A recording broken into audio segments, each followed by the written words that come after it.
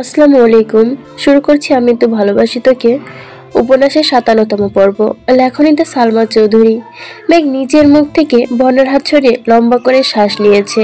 আমি যা চাই তাই পাই। তোকে আমার ভাবি হিসেবে চাইছি, ইনশাল্লাহ সেটাও পেয়ে যাব। বর্ণা হুঙ্কার ধরল, তোর আজগবি ইচ্ছে পূরণ হওয়া নয়। সে মুখ ফুলিয়ে কপাল গুটিয়ে সূক্ষ্ম নেত্রে বর্ণার দিকে তাকিয়ে আছে। সাদিয়া বলে উঠল, পূরণ হওয়ার নয় কেন? তুই কি অন্য কাউকে পছন্দ করিস? বনা কিছু বলার আগে মেঘ গর্জে উঠে বলল, না, বনা কাউকে পছন্দ করে না, আর করবেও না। করলে শুধু আমার ভাইকেই করবে। এর মধ্যে মিনহাজ বলল, মেঘ, তুই এতদিন একটা সঠিক সিদ্ধান্ত নিয়েছিস। আমরা আজ বলছি, কাল নেই, কিন্তু তোর ভাবি করে নিলে বন্যা সারা জীবন তোর পাশে থাকবে। বন্যা নাকের ডগা লাল বর্ণ ধারণ করেছে, রাগে চোখ মুখ আগুনের মতো হয়ে গেছে। চল, শক্ত করে বলল, তুই আর কথা বলিস না, ভণ্ড কোথাকার। সেদিন তো খুব বলতেছিলি, কার এত সাহস যে মেঘের গায়ে হাত তুলবে। আমি দেখবো, মেঘকে বাঁচাবো। পরে কোথায় গেলি? নিজেকে বাঁচানোর ক্ষমতা নেই। আবির ভাই এক ধমক খেয়ে তো স্তব্ধ হয়ে গেছিলি। মিনহাজ ঢোক গিলে নিয়ে সূক্ষ্ম কণ্ঠে বলল, ধমক খেয়ে স্তব্ধ হয়নি, অন্য কারণে হয়েছিলাম। সাদিয়া জিজ্ঞেস করলো, কি কারণে? তোদের বলা যাবে না, কারণ তোরা ভয় পাবি। মিষ্টি গম্ভীর কণ্ঠে বলল, ভাব কম নিয়ে বল। মিনহাজ কপাল কুঁচকে বিড়বিড় করে বলল, সেদিন আবির ভাইয়ের কাছে কিছু একটা ছিল, সেটা বুঝতে পেরে ভয়ে চুপ হয়ে গেছি। মেঘ ভুরু কুঁচকে তাকিয়েছে, দৃষ্টিতে তার তিক্ততা। বর্ণাও ভুরু কুঁচকে চেয়েছে সেদিক। সাদিয়ার মিষ্টি কৌতূহল নিয়ে নিচু স্বরে জিজ্ঞেস করলো, কি ছিল? ভয় পাবি না তো? না, বল। মিনহাজ ঢোক গিলে ধীর কণ্ঠে বলল, রিভলভার। মেঘ সঙ্গে সঙ্গে গর্জে ওঠে, চুপ কর মিনহাজ। আবির ভাইকে কি তোর গুন্ডা মনে হয়? আমার আবির ভাইয়ের নামে আর একটা বাজে কথা বলে আমি তোকে শেষ করে ফেলবো। মিনহাজ বুড়ো কুচকে ভাবলেশীন ভাবে জবাব দিল, আমি জানি তুই বিশ্বাস করবি না, তাই তোদের এতদিন কিছু বলিনি। তাও মেক শিওর, আবির ভাইকে গুন্ডা বলছি না আমি, শুধু ওনার কাছে এরকম কিছু একটা জিনিস আছে, তাই বললাম। মিনহাজ গুটিয়ে ভাবলেশীন ভাবে জবাব দিল, আমি জানি তোরা বিশ্বাস করবি না, তাই তোদের এতদিন কিছুই বলিনি। বনা ফোঁস করে উঠলো, বাজে কথা বলিস না মিনহাজ। আবির ভাইকে দেখে তুই ভয় পেয়ে চুপ হয়ে গেছিলিস, সেটা স্বীকার কর। মিনহাজ গম্ভীর কণ্ঠে বলল, ওনাকে দেখে ভয় পাইলেও হয়তো ভয় পালাইতাম না। শুরু থেকে চুপ করে স্ট্যাচুর মতো দাঁড়িয়ে থাকতাম, কিন্তু তোদের মনে আছে কিনা জানি না, আমি কিন্তু ঠিকই কথা বলতে এগিয়ে গেছিলাম। ওনার ধমকে থমকে গেছি ঠিকই, কিন্তু আমার নজর ছিল ওনার হাতের দিকে। উনি বারবার পেছন থেকে কিছু একটা বের করতে চাইছিলেন, কিন্তু ওনার বন্ধু হাত চেপে ধরেছিল বারবার। আমি যতক্ষণ মাথা নিচু করে দাঁড়িয়েছিলাম, শুধু সেদিকেই তাকিয়েছিলাম। মেঘ অবিশ্বাস্য কণ্ঠে বলল, তুই বললি আর আমি বিশ্বাস করে ফেলবো? জীবনেও না। আমি বিশ্বাস করতে হবে না তোকে। যেদিন সচক্ষে দেখবি সেদিন আমার এই কথা মনে করিস, তাহলেই হবে। অবশ্য তোর সামনে ওনার ওই রূপ আসার সম্ভাবনা খুব কম। সাদিয়া নম্রতায় জিজ্ঞেস করলো, কেন? মিনাস ফের বলল, মেঘের সামনে আমির ভাইয়া খুবই ফর্মাল, অথচ আড়ালে। মেঘ ভারী কণ্ঠে শোধালো, আবির ভাইয়ের কাছে যদি সত্যি কিছু থাকতো, উনি অ্যাক্সিডেন্ট করার পর কোথায় হাওয়া হয়ে গেছিল? হাসপাতালে তো সর্বক্ষণ ওনার সাথে ছিলাম আমি, দেখিনি কেন? মিনা সশব্দে হেসে বলল, ওনাকে হাসপাতালে যে আনছিল এ কথাটা তাকে জিজ্ঞেস করিস। মেঘ কপাল কুঁচকে ভাবছে, সেদিন মেঘের হাসপাতালে যাওয়ার আগে আবিরকে রুমে পাঠিয়ে দেওয়া হয়েছিল। তাছাড়াও তানভীর ভাইও সেখানে ছিল। তাহলে কি? গাঁটটা মেরে মনে মনে বিড়বিড় করলো, আমি কি সব ভাবছি এসব? বন্যা মেঘকে এক পলক দেখে ধমকের স্বরে বলল, চুপ করবি? তোদের আজে বাজে কথা শুনতে ইচ্ছা করছে না? ওই লাঠিটা দিয়ে তোর মাথায় মারি? তামিম এবার করুণ স্বরে বলল, হ্যাঁ, একবারই মেরে ফেল। কপালে কোন ফেরে তোদের মতো দুইটা বন্ধু হয়েছিল, আল্লাহ যে ভালো জানে। একজন 3 দিন বন্দি। মিনহাজ তামিমকে গুঁতা দিতেই তামিম চুপ হয়ে গেছে। বনা তৎক্ষণাৎ জিজ্ঞেস করলো, মিনহাজ, তখন তোরা কইছিলি রে? কি হয়েছিল তোদের সাথে? সেসব বলা বারণ। সাদিয়া ঠাট্টা করে বলল, মায়ের কেমন খাইছিলি? তামিম আস্তে করে বলল, শুরুটা শুভ হলেও শেষটা উৎকৃষ্ট ছিল, মনে রাখার মতো। মিষ্টি হালকা ধমকে স্বরে বলল, আগের কাহিনী বাদ দে, আজকে দিনে আয়। বন্যা, এবার তুই কিছু বল। বন্যার আগে স্বরে বলল, আমি নতুন করে কিছু বলতে চাই না। মেঘ আমার বেস্ট ফ্রেন্ড, আমি সারা জীবন বেস্ট ফ্রেন্ড হিসেবেই ওকে সাপোর্ট দিব ইনশাল্লাহ। মেঘ রাগান্বিত কণ্ঠে বলল, এমন বহু বেস্ট ফ্রেন্ড দেখেছি যারা শুরুর দিকে একে অপরকে ছাড়া বাঁচে না, প্রয়োজন শেষে কিংবা দুজনের দূরত্ব হলেই যোগাযোগ বন্ধ হয়ে যায়। চোখের আড়াল থাকলে ধীরে ধীরে মনের আড়াল হয়ে যায়। আমি তেমন চাই না। আল্লাহ যেহেতু এত বছর একসাথে রেখেছে, আশা করবো বাকি জীবনও রাখবে। আজ এই মুহূর্ত তোদের সাক্ষী রেখে বন্যাকে আমি ভাবি হিসেবে স্বীকৃতি দিচ্ছি। বন্যা এখন চাইলেও আমার ভাইকে ছাড়া কাউকে ভালোবাসতে পারবে না। বন্যা আমার ভাবি, আজ থেকে বন্যা ভাবি ডাকবো, এটাই ফাইনাল। বন্যা গম্ভীর কণ্ঠে বলল, সব বিষয়ে পাগলামি করিস না, এটা সম্ভব না মেঘ। মেঘ শক্ত কণ্ঠে বলল, সম্ভব অসম্ভব আমায় বলতে হবে না, আমি এত কিছু শুনতেও চাই না। আমি আমার ভাবি মানে ভাবি, এ বিষয়ে আমি আর একটা কথাও শুনতে চাই না। বন্যা কপাল গুটিয়ে মেঘকে দেখছে। মেঘকে একদমে কথাগুলো বলে শেষ করে ঘন ঘন নিঃশ্বাস ছাড়ছে। মেঘ ইদানিং শান্ত স্বভাবে কথা বললেও কাউকে মানতে না পারলে তৎক্ষণাৎ আবিরের মতো শক্ত সাবলীল ভঙ্গিতে নিজের ইচ্ছেকে অন্যের ওপর চাপিয়ে দেয়। আজও তাই করছে। মেঘের এমন পাগলামিতে বন্যা বারবার অভ্যস্ত। কিছুদিন আগেই তো আবিরের মুখে ভালোবাসি শুনতে উঠে পড়ে লেগেছিল। সেই ঝামেলা মিটেছে কিনা আবার আরেক পাগলামিতে মেতেছে।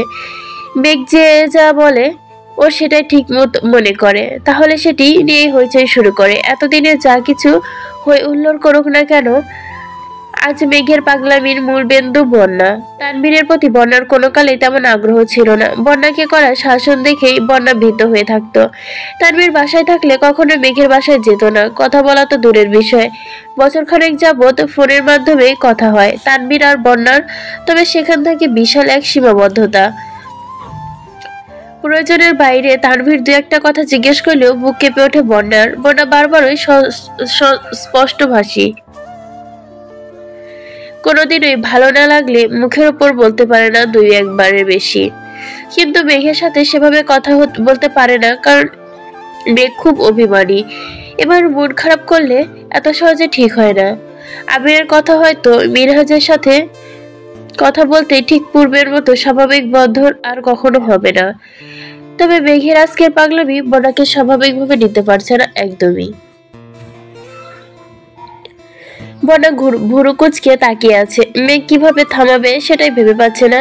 কাঁপছে বন্যার বুক, অসহনীয় ব্যথা অনুভব হচ্ছে বুকে। মীরা ঝুট করে বলে ফেললো, আজকে থেকে সবাই মেঘ আর বন্যা দুজনকে ভাবি ডাকবি, বুঝলি? মেঘ, বন্যা, সাদিয়া সবাই একসঙ্গে শুধালো, কেন? মিনহাজের মুখে হাসি রেখে বলল, মেঘ আবির ভাইয়ের বউ, তার মানে আমাদের ভাবি, আর বন্যা তানভীর ভাইয়ের বউ। বন্যা ধমক দিয়ে বলল, মেঘকে ডাকতে ইচ্ছে করে ডাক, আমায় কিছু ডাকতে হবে না। আমি লম্বা শ্বাস টেনে দীর্ঘ করে ফোঁস করে শ্বাস ছেড়ে উদাসীন ভঙ্গিতে বলল, থাক ভাই, আমরা কোনো রিস্ক নিতে চাই না। আজ থেকে মেঘও ভাবি, তুইও ভাবি। মেঘ গম্ভীর কণ্ঠে বলল, আবির ভাইয়ের সাথে আমার বিয়ে হয় কি না সন্দেহ, ভাবি রেখে আমায় কোমল মনে আর আঘাত দিস না। মিনাজ হাসি মুখে রেখে বলল, আমরা এত কিছু কি জেনে রেখেছি? বাস্তবে ভাবি ঢাকা ছাড়া আর উপায় নেই। আর ভাবি আমাদের মাফ করবেন, আর বন্যা ভাবি প্লিজ আমাদেরও মাফ করবেন। বন্যার আগে ফুসতে ফুসতে বলল, আমাকে একদম ভাবি রাখবি না, মেঘ পাগলামি করছে, এর সাথে তোরাও শুরু করেছিস। আমি মৃদু স্বরে বলল, মেঘের ভাবি অথবা অন্য কারো বউ যাই হোক না কেন, ঘুরে ফিরে আমাদের ভাবি হবি, তাই তোরা দুজনে আমাদের ভাবি। মেঘ নিজেদের হাঁটুর ওপর হাত রেখে মেঘি স্বরে বন্যাকে বলল, ভাবি, ওই ভাবি। বন্যা অগ্নিদৃষ্টিতে মেঘের দিকে তাকাতে মেঘ আটকে ওঠে, পেছনে দিয়ে উষ্ট করে বিড়বিড় করে দেখো ভাবি, তুমি আমার সাথে এমন ব্যবহার করতে পারো না। আমি কিন্তু ভাইয়াকে বিচার দিব। আমি না তোমার একমাত্র ননদি? একটু সুশ্রীর মতো তাকাও, মিষ্টি করে হাসো, তবে তো মনে শান্তি লাগবে। বন্যা মুখ মলিন হয়ে এলো। নাক মুখ দেখেই বোঝা যাচ্ছে ভেতরে ভেতরে রাগ পুষছে। দাঁতে দাঁত চেপে মেঘের পাগলামিগুলো সহ্য করছিল, কিন্তু আর পারছে না। বন্যা রাগী স্বরে বলতে শুরু করলো, মেঘ, তোর এই পাগলামি কোনো ভিত্তি নেই। তুই আমার বেস্ট ফ্রেন্ডে তোর সাথে আমার ভালো সম্পর্ক আছে, সেটা কথা ভিন্ন। সেখানে পরিবারটা না একদমই উচিত না। তোর ভাই যে রাগী, হঠাৎ দুই একটা কথা বললেও 10 বার ভাবতে হয়। সেখানে ওনার প্রতি আমি এমন কিছু ভাবতেও পারি না। আর আমি তোর পাগলামির মানে ঠিকই বুঝতে পেরেছি, কিন্তু তোর এই ইচ্ছে পূরণের সাধ্য আমার নেই। মেঘ প্রশ্ন করলো, আমার ভাইকে অপছন্দ করার একটা মাত্র কারণ তার রাগ, আর অন্য কিছু মানে কিছু না। বনা ঢোক গিলে চুপচাপ বসে আছে। আরো 30 মিনিটের মতো চললো এই নীরব যুদ্ধ। তামিম, মিনহাজ, মিষ্টি, সাদিয়া বন্যাকে বোঝানোর চেষ্টা করছে, কিন্তু বন্যা নিজের জায়গায় অনড়।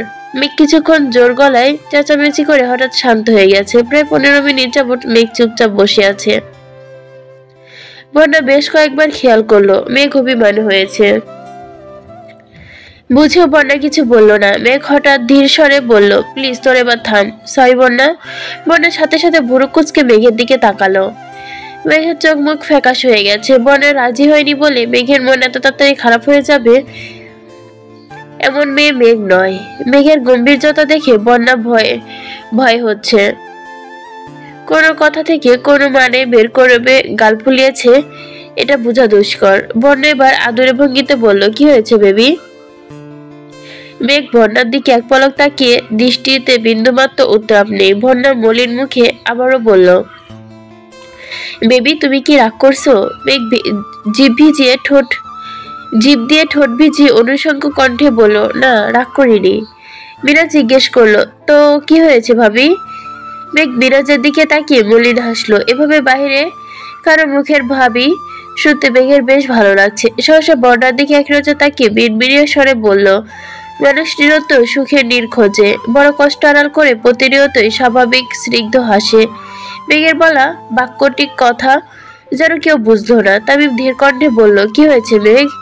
মেঘ কণ্ঠ খাদে নামিয়ে বলল, সরি বন্যা, আমার ওইরকম ভাবে জোর করা একদমই উচিত হয়নি। বন্যা তপ্ত স্বরে বলল, কি হয়েছে বল প্লিজ।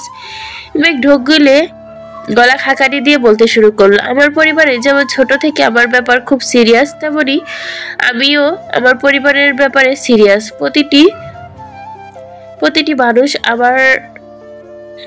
প্রতিটি মানুষের মতো আমার মনেও পরিবারের সফট কর্নার আছে, যা হয়তো সারা জীবন থাকবে।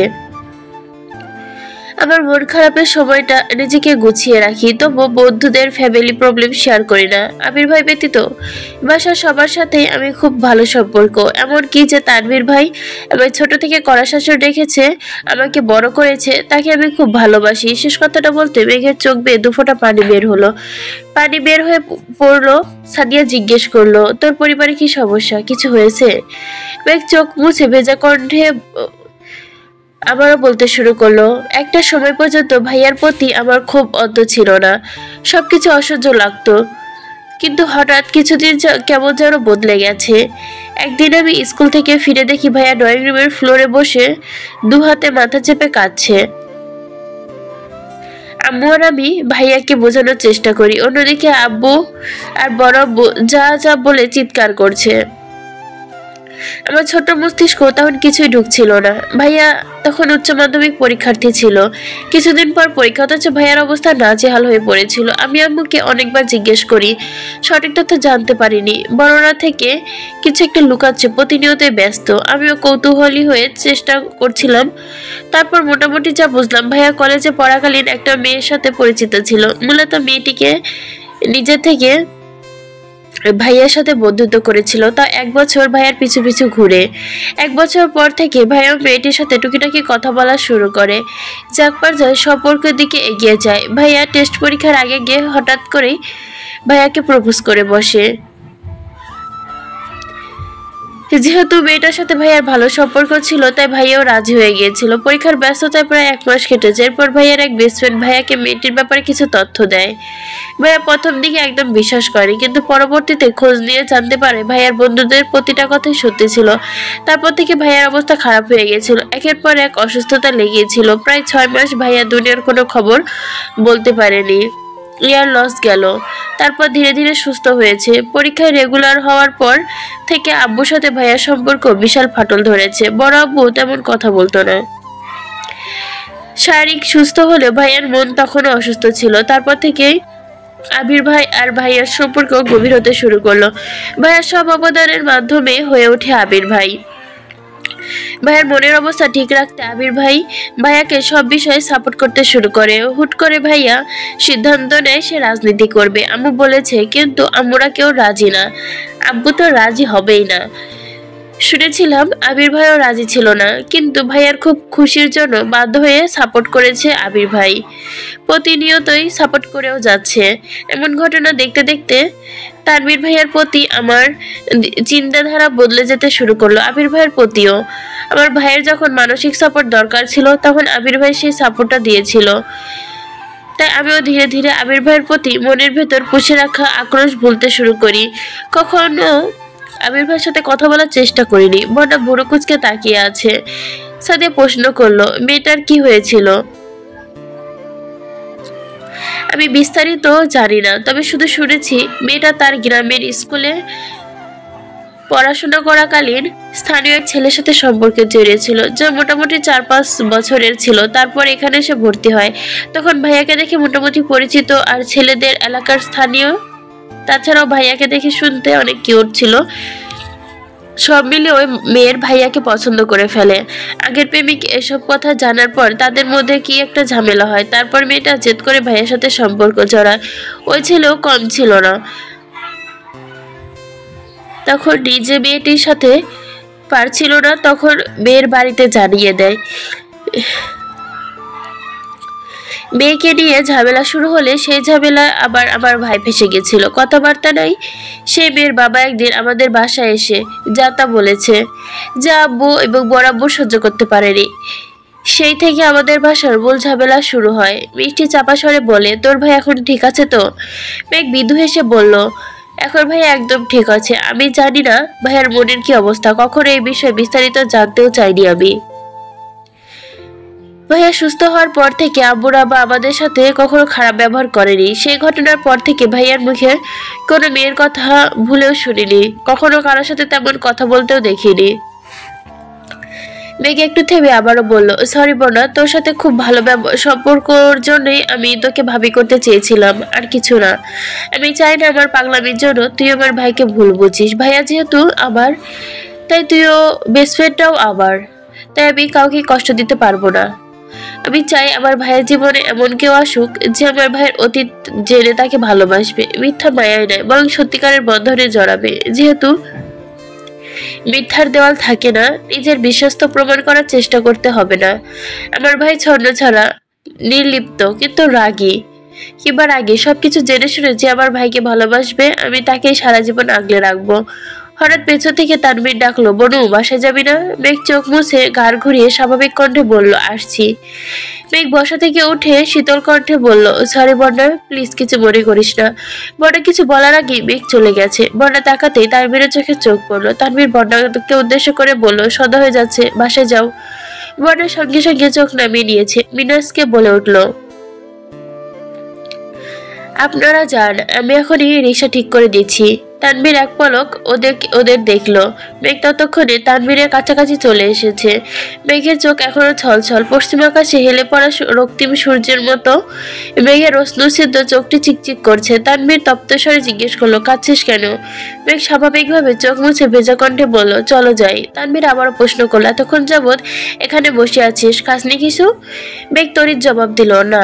মেঘের হঠাৎ মাথায় আসছে আবির ভাই নতুন গাড়ি কিনেছে। মিনাজরা যেহেতু তাকে আবির ভাইয়ের বউ বা ভাবি বলে, তাই ভাবি হিসেবে মেঘের উচিত তাদের ট্রিট দেওয়া।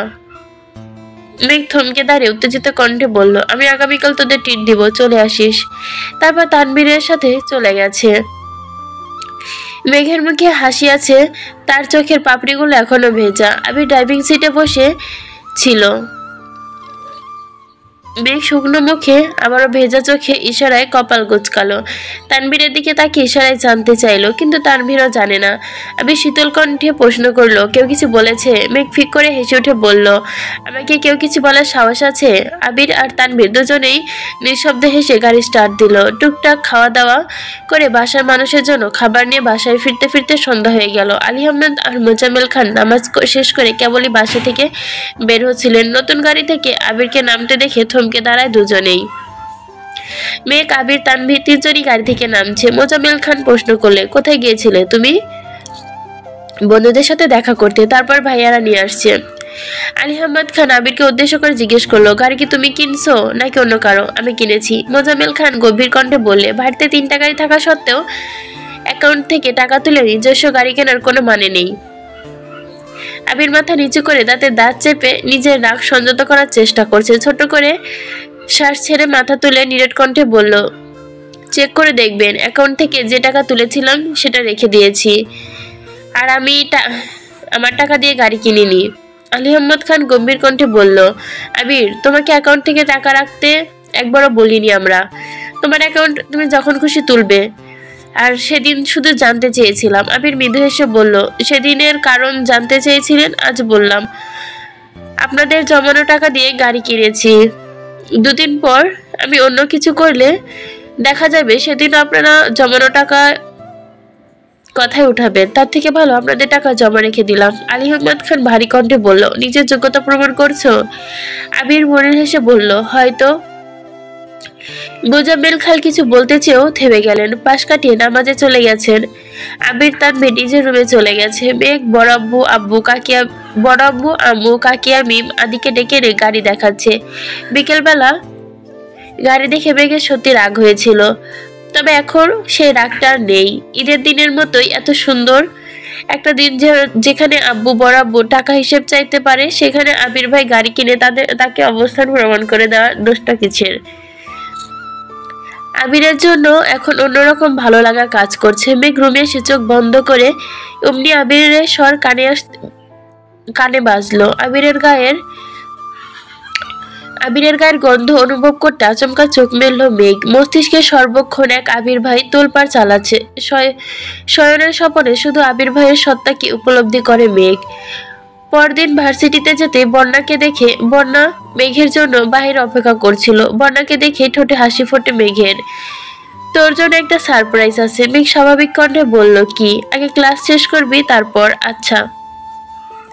বন্যা আর মেঘ ক্লাসে ঢুকে পড়েছে। পিছন থেকে মিরাজ আর তামিম চেঁচিয়ে উঠল, হাই ভাবিরা। আশেপাশে কয়েকজন জিজ্ঞেস করছে, ভাবিরা আবার কে? তামিম গম্ভীর কণ্ঠে বিড়বিড় করে বলল, রমণী, তোমরা হলে প্রেমিকা আর অন্যরা হলে ভাবি, বুঝছো? রমণী তোমার হলে প্রেমিকার, অন্যের হলে ভাবি, বুঝছো? প্রেমিক হওয়ার বদলে ভাবি হওয়ার ফিলিংসটা জোস।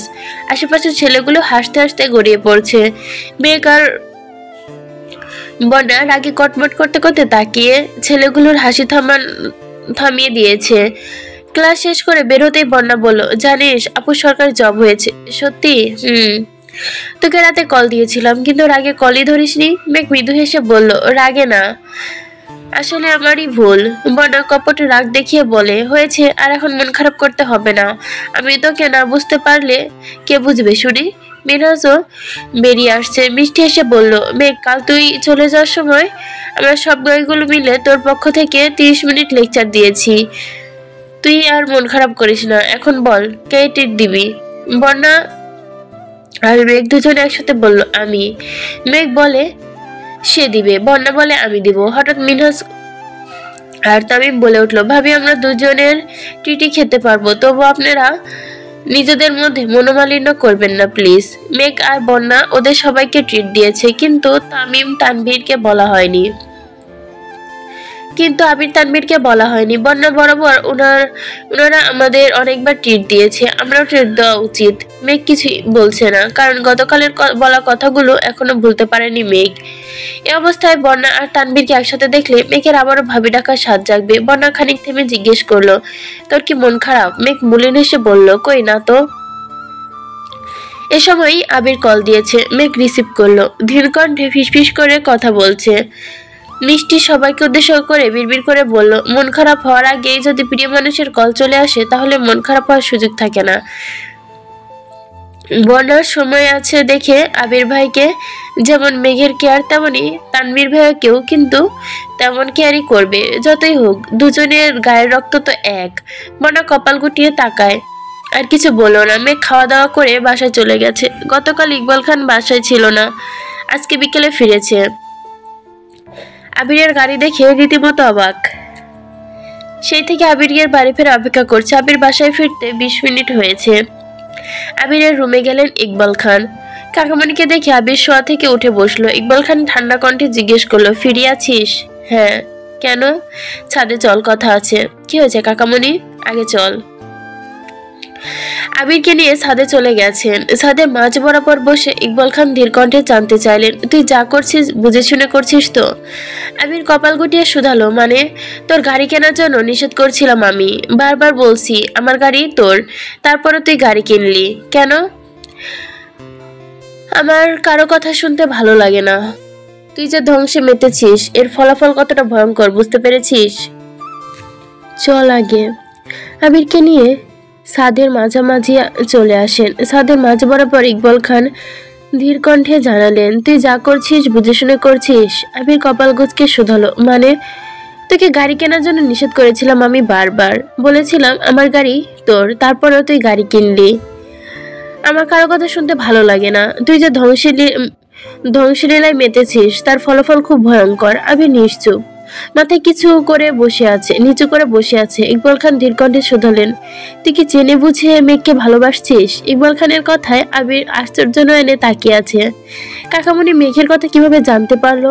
আবির আনমনে বলল, যখন ভালোবাসছি তখন বাসার সিচুয়েশন জানার বা বোঝার বয়স হয়েছিল না আমার। ইকবাল খান মেকি স্বরে বললে, এখন তো বুঝতে পেরেছিস, ছেড়ে দিতে পারবি? আবির গর্জে উঠে বলল, না, আমি ওকে ছাড়া বাঁচবো না। আমি তো দিব্য বেঁচে আছি আর ভালো আছি। আমি নিরেট কণ্ঠে বলল, আমি তোমার মতো শক্ত খোলসে নিজেকে আবদ্ধ করে সারা জীবন কাটাতে পারবো না কাকামণি। বাসার পরিস্থিতি বোঝার পর থেকে এখন পর্যন্ত নিজের অনুভূতিগুলো বন্দি করে রাখতে পারছি না। তবু মনের ক্ষণে ক্ষীণ আলো জ্বলছে। মনে হচ্ছে হয়তো সবকিছু ঠিক করতে পারবো। যদি ঠিক না হয় তখন? আবির মৃদু হেসে বলল, যা কিছু হতে পারে।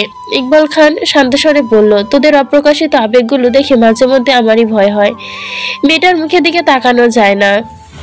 আমার হাতে যদি ক্ষমতা থাকতো আমি ধুমধাম করে তোদের বিয়ে দিতাম। আবির মুচকি এসে বলল, কখনো প্রয়োজন হলে পাশে থেকো প্লিজ। ইকবাল খান শক্ত কণ্ঠে বললেন, ইনশাল্লাহ, আমি সবসময় তোদের পাশে আছি। আর পাশে আছি বলেই তোকে গাড়ি কিনতে নিষেধ করছিলাম, টাকা খরচ করতে বারবার নিষেধ করছি। কখন কোন পরিস্থিতিতে কাজে লাগে বলে আসে না। সমস্যা নেই, তুমি চিন্তা করো না। আবির আর ইকবাল খান বেশ কিছুক্ষণ ছাদে কথা বলল। আবির হঠাৎ প্রশ্ন করলো, আচ্ছা কাকামণি, আমি মেয়েকে পছন্দ করি, এটা তুমি কিভাবে জানলে? ইকবাল খান শান্ত স্বরে বলল, আমি আরো 6 মাস আগে থেকে তোদের খেয়াল করছি। প্রথম এতটা বুঝতে না পারলেও ধীরে ধীরে বুঝতে পারছি। শোন বাস, একটু সাবধানে থাকিস। আচ্ছা। আমি নিজের রুমে চলে গেছে। দেখতে দেখতে আরো 15 দিন কেটে গেছে। এর মধ্যেই বন্য একদিন মিম, মেঘ, আদি, তানভীর, আবিরকে সবাইকে ট্রিট দিয়েছে। আজ ভোরবেলা ঘুম থেকে উঠে না খেয়ে তানভীর বেরিয়ে গেছে। আবিরও তাড়াহুড়া করে নাস্তা করে বেরিয়েছে। আবির আজ আব্বুর অফিসে যায়নি, সরাসরি নিজের অফিসে চলে গেছে। দুপুরের দিকে আবির ল্যাপটপে কাজ শেষ করে চেয়ারে হেলান দিয়ে চোখ সময় মতো বন্ধ করেছে। এমন সময় কাকিয়ার নাম্বার থেকে কল আসছে। আবির কপাল গুজকে তাকালো। সচরাচর কাকি আবিরকে কল করে না। আবির কল রিসিভ করে ধীর কণ্ঠে বলল, হ্যালো কাকিয়া ভাই, আমি বিম। বিমের গলা কাঁপছে, ফিসফিস করে বলছে, আবির ভাইয়া। ভারী কণ্ঠে জিজ্ঞেস করলো, কি হয়েছে, বাসায় কোনো সমস্যা?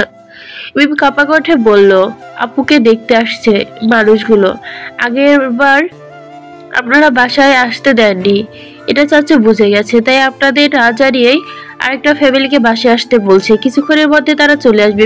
প্লিজ ভাইয়া, আপনি কিছু করুন।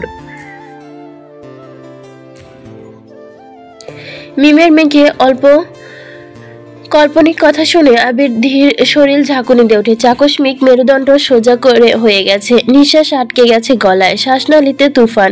মুহূর্তের মধ্যে চোখের শিরা উপশিরা রক্তাক্ত বর্ণ ধারণ করেছে, কম্পাঙ্ক বেড়ে আকাশ ছোঁয়ার পথে। আবির নিজের সর্বোচ্চ অনুভবের মেঘকে যতটা আগল করে রাখতে চাইছে, প্রতিনিয়ত তত বিপাকে পড়তে যাচ্ছে। মেঘের মুখে নিরস্তর হাসি ফোটাতে আবির নিজের সাথে একের পর এক নিগড় বিদ্রুপ করেই চলেছে, তারপরও কোনো কিনারা পাচ্ছে না। কণ্ঠস্বরে তেজ ঢেলে আবির শক্ত কণ্ঠে জিজ্ঞেস করলো, মেঘ কোথায়? আমরা সবাই আপুর রুমে বসে আছে আর আপুকে সাজুগুজু করতে বলছে, কিন্তু আপু চুপচাপ বসে আছে। আবির চোখ বন্ধ করে জোরে শ্বাস টেনে পরপর শক্তিশালী দিয়ে নিঃশ্বাস ছেড়ে নিজেকে নিরুদ্ধ করার চেষ্টা করলো। অথবা নিরেট কণ্ঠে বললে, ওকে বলিস সাজুগুজু করতে হবে না, আমি আর দেখছি। সেদিনের মতো কান্নাকাটি যেন না করে, আমি দেখছি সব। মিম আতঙ্কিত কণ্ঠে বলল, আপনি এখন বাসায় আসলে সমস্যা হবে। আবির অদম্য কণ্ঠে বলল, বাসায় আসবো না। শোন, তোর দায়িত্ব হলো যত দ্রুত সম্ভব তুই ছেলের বাবার নামটা জেনে আমায় কোনোভাবে টেক্সট করে জানাবি। মিম শীতল কণ্ঠে বলল, আচ্ছা। আবির কল কেটে দিয়েছে। মিমের সাথে আবির শান্ত স্বরে কথা বললেও ঠিক তখন আবিরের ভেতরের রাগটা আর দুশ্চিন্তায় ফেটে পড়ছে। মিম বাসায় অল্প সাজুগুজু করলে আবিরের কলিজায় আঘাত লাগে। নিজের দৃষ্টি একেবারে একদই পড়তে থাকে যাতে মেঘের ওপর শয়তানের কোন নজর না পড়ে। সেখানে কোথাকার কোন পরিবার মেঘকে দেখতে আসবে, এটা আবিরের বেঁচে থাকতে কোনোভাবে সহ্য করতে পারবে না। তানভীরকে কল দিয়ে আবির দ্রুত অফিস ছেড়ে বেরিয়ে গেছে। রাকিব রাসেল কারোর সাথে দেখা করেনি। এদিকে মেঘ বিছানায় হিলান দিয়ে শুয়ে আছে। আশেপাশে আম্মু, বড় আম্মু, কাকিয়া সবাই মেঘকে বোঝাচ্ছে, রেডি হতে বলছে। মেঘ সেসবে মনোযোগ নেই। আজ মেঘের চোখে এক ফোঁটা পানিও নেই। সেদিন প্রথমবারের মতো কেউ বা কারা তাকে দেখতে আসবে কথাটা শুনে মেঘ নিজেকে শান্ত রাখতে পারেনি। তার উপর আবিরের উদাসীনতা মেঘকে আরো বেশি কাঁদিয়েছে। কিন্তু রাতের বেলা আবিরের কথা শুনে মেঘ সবটাই বুঝেছিল। তার নিজেকে বকেও ছিল। তাই আজকে মেঘ মনে আতঙ্ক বেশ হ্রাস নেই। দিব্য বিছানায় হেলান দিয়ে বসে আঙ্গুর খাচ্ছে। হালিমা খান চাপা স্বরে বললেন, এই মেঘ, আর কতক্ষণ এভাবে বসে থাকবি? উঠে রেডি হ, ওনারা কখন জানি চলে আসে, তখন তোর আব্বু রাগারাগি করবে। মেঘ স্বস্তির দৃষ্টিতে তাকে ঠান্ডা কণ্ঠে বলল, আম্মু, শান্তি করে খাচ্ছি। এটা কি তোমার সহ্য হচ্ছে না? সহ্য হবে না। তুই রেডি হসনি, শুনলে তোর আব্বু আব্বু যে চিল্লাচিল্লি করবে, তখন আমি কি করব? ওনারা চলে গেলে না হয় আবার খাইস। আকলিমা খান শান্ত কণ্ঠে বললেও, তোমার আব্বু আর বড় আব্বুকে তো চেনই। সময়ের কাজ সময় মতো না হলে মেজাজ গরম হয়ে যায় ওনাদের। এমন সময় মিম রুমে আসে। নিজের আব্বু চাচ্চুর কথোপকথন ছেলে আর তার বাবার নাম শুনে আম্মুর নাম্বার দিয়ে আবিরকে মেসেজ করে জানায়। অতঃপর উপরে আসছে। আলী আহমদ খান বাসায় নেই। ইকবাল খান আকলিমা খানকে জানানোর পর তিনি বাসায় চলে আসছেন। মোজাম্মেল খানকে বারবার বোঝানোর চেষ্টা করছে, অথচ মোজাম্মেল খান কিছুই বুঝতে চাইছে না। আবিরকে কল দিয়ে বলে আবির উল্টোপাল্টা কিছু করে ফেলবে। এই ভয়ে ইকবাল খানও নিজেই বোঝানোর চেষ্টা করছে। মিম নিজের মেঘের রুমে ঢুকতে মেঘ চোখ বন্ধ করে চোখ তুলে তাকালো। সহসা মিমের চেহারায় ইশারায় আবিরকে জানানোর কথাটা বুঝিয়ে দিয়েছে। মেঘ দীর্ঘশ্বাস ছেড়ে আম্মুর দিকে এক পলক তাকিয়ে শীতল কণ্ঠে বলল, তোমরা থামো, আগে ওনারা আসুক, তারপর আমি সাজবো। মালিহা খান এখন এবার শান্ত স্বরে মেঘকে বোঝানোর চেষ্টা করলে, কিন্তু মেঘের এক কথা, দেখতে আসলে তবে সে সাজবে। এমনকি তাদের দেখানোর জন্য মেঘ সবকিছু রেডি করে রেখেছে। ঘন্টা পেরিয়ে যাচ্ছে কিন্তু বাসা মেহমান আসছে না। মালিহা খান আকলিমা খান মেঘের রুমে বসে আছেন, তবে সেদিকে মেঘের কোনো মনোযোগ নেই। মিম মেঘের ওপর হেলান দিয়ে শুয়ে আছে, স্কুলের গল্প করছে আর মেঘ মিমের মাথায় হাত বুলিয়ে দিচ্ছে, গল্প শুনছে। মোজাম্মেল খান আর ইকবাল খান অনেকক্ষণ অপেক্ষা করলো, কিন্তু কেউ আসছে না। প্রথমে ভেবেছিল হয়তো জ্যামে আটকে আছে, এই জন্য কল দেয়নি। অপেক্ষা করতে করতে এক প্রকার বিরক্ত হয়ে কল দিলেন সেই লোকের নাম্বারে। প্রথমবারে কল রিসিভ হলো। মোজাম্মেল খান তপ্ত স্বরে বললেন, আপনারা কোথায় আছেন? লোকটা কাপা গলায় বলল, আমি অফিসে আছি। মোজাম্মেল খান বিরক্তি ভরা কণ্ঠে বললেন, আমাদের বাসায় আসার কথা কি ভুলে গেছেন? লোকটা ঢোক গেলে কিছুক্ষণ থেমে অতঃপর বললেন, না ভাই, ভুলি নাই, কিন্তু একটা সমস্যা হয়ে গেছে। কি সমস্যা? লোকটা আরো কিছুক্ষণ চুপ থেকে বললেন। মোজাম্মেল খান এবার হালকা রাগী স্বরে বলল, কি হলো? আসলে ভাই কি বলবো, আমার ছেলে অন্য একটা মেয়েকে পছন্দ করে, তাছাড়া অন্য কাউকে বিয়ে করবে না, তাই শুধু শুধু। মোজাম্মেল খানটাকে কটমট করতে করতে বললেন, আপনার ছেলে অন্য কাউকে পছন্দ করে কিনা সে কথা কি আগে জানা উচিত ছিল না? আর সেদিন আপনার ছেলে তো সামনেই ছিল, আপনার আগ্রহ না দেখালে তো আর আমি আপনাদের কখনো জোর করতাম না। লোকটা ভাঙা ভাঙা কণ্ঠে বলল, আমাকে মাফ করে দিবেন, আর পারলে দোয়া করবেন। মোজাম্মেল খান রাগী কল কেটে দিয়েছে। নিজের দায়িত্ব নিয়ে বাসায় এত এত আয়োজন করিয়েছেন, সেখানে তারা আসবে না, এটা তিনি মানতে পারছেন না। আগের বার তানভীরা কিছু একটা করেছিল ভেবে এবার আর আবির তানভীরকে কিছু জানায়নি, অথচ এবারও একই সমস্যা হলো। মোজাম্মেল খান মনে মনে ভাবছেন, ছেলেদের যদি অন্য কোথাও পছন্দই থাকতো তাহলে সেদিন আমার মেয়ের ব্যাপারে এত আগ্রহ দেখিয়েছিল কেন, আর আমার মেয়েকে দেখার জন্য এত উতলাই বা কেন হয়েছিল।